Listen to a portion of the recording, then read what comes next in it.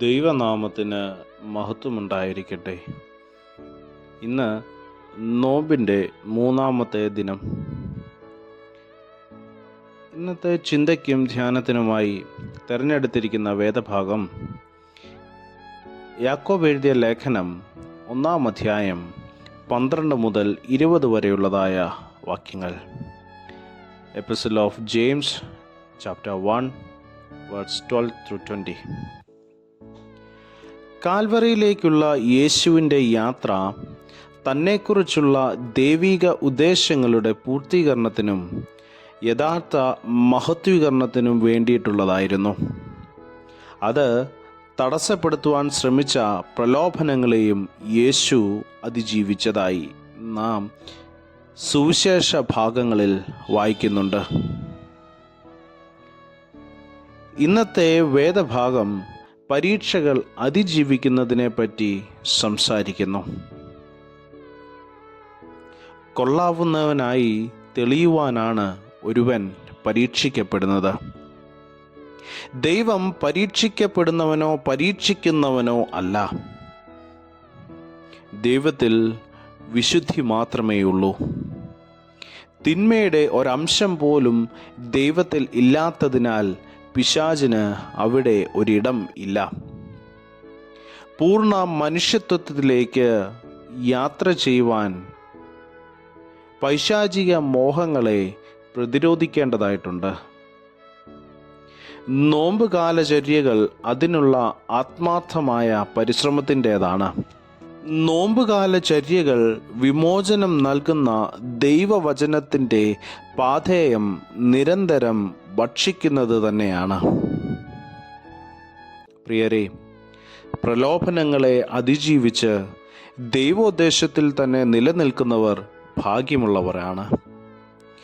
ജോസഫിനെ കുറിച്ച് നമുക്ക് അറിയാം. ഫറവോൻ്റെ ഭാര്യയുടെ പ്രലോഭനങ്ങളിൽ അകപ്പെടാതെ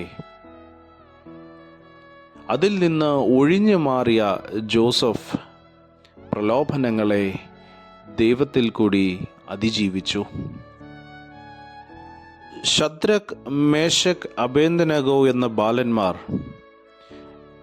രാജാവ് നൽകുന്ന വീഞ്ഞു കൊണ്ടോ ഭക്ഷണം കൊണ്ടോ തങ്ങളെ തന്നെ അശുദ്ധരാക്കുകയില്ല എന്നോ പ്രതിജ്ഞയെടുത്തു. പ്രലോഭനങ്ങളിൽ നിന്ന് ഒഴിഞ്ഞു മാറി. രാജാവിനെ നമസ്കരിക്കുകയില്ല എന്നും രാജാവിനെ പ്രാർത്ഥിക്കുകയില്ല എന്നും അവർ തീരുമാനിച്ചു. പ്രലോഭനങ്ങളിൽ നിന്ന് ഒഴിഞ്ഞു മാറി. നോമ്പുകാല ദിനങ്ങൾ ദൈവപിതാവിനോടുള്ള സ്നേഹ ആവിഷ്കാരത്തിൻ്റെ നാളുകൾ ആകണം. പിതാവിനോടുള്ള ഇഷ്ടം പിതൃഹിതം ചെയ്യുന്നതിലൂടെ പ്രകടമാക്കപ്പെടുകയാണ്. അത് സഹനത്തിൻ്റെ മാർഗമാണ്. പിതാവിനോടുള്ള സ്നേഹം സഹന ജീവകിരീടം. ഇതാണ് കാൽവറി യാത്രയുടെ അന്തസത്ത. പിതാവിനോടുള്ള സ്നേഹം സഹന ജീവകിരീടം.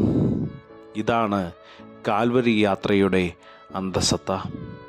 അതിനുള്ള ശക്തി തന്നോട് യാചിക്കുന്നവർക്ക് ഔദാര്യമായി കൊടുക്കുന്നവനാണ് ദൈവമെന്ന് യാക്കോബിൻ്റെ ലേഖനം 1-ാം അധ്യായം 5-ാമത്തെ വാക്യത്തിൽ നാം വായിക്കുന്നുണ്ട്.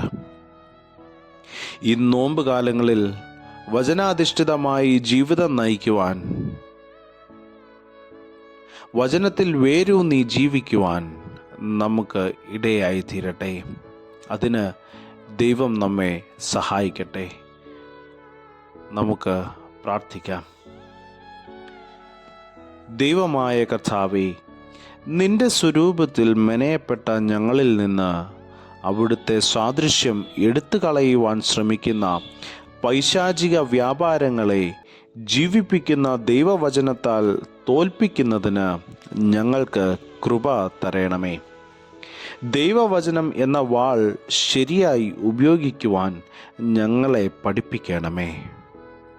നിന്റെ ഹിതത്തിനനുസരിച്ച് ജീവിപ്പാൻ ഞങ്ങളെ ഇടയാക്കണമേ. പ്രലോഭനങ്ങളിൽ നിന്ന് ഒഴിഞ്ഞു നിൽപ്പാൻ ഞങ്ങളെ സഹായിക്കണമേ. യേശുവിൻ്റെ നാമത്തിൽ തന്നെ ആമേൻ. സ്നേഹത്തോടെ ജോയൽ അച്ചൻ.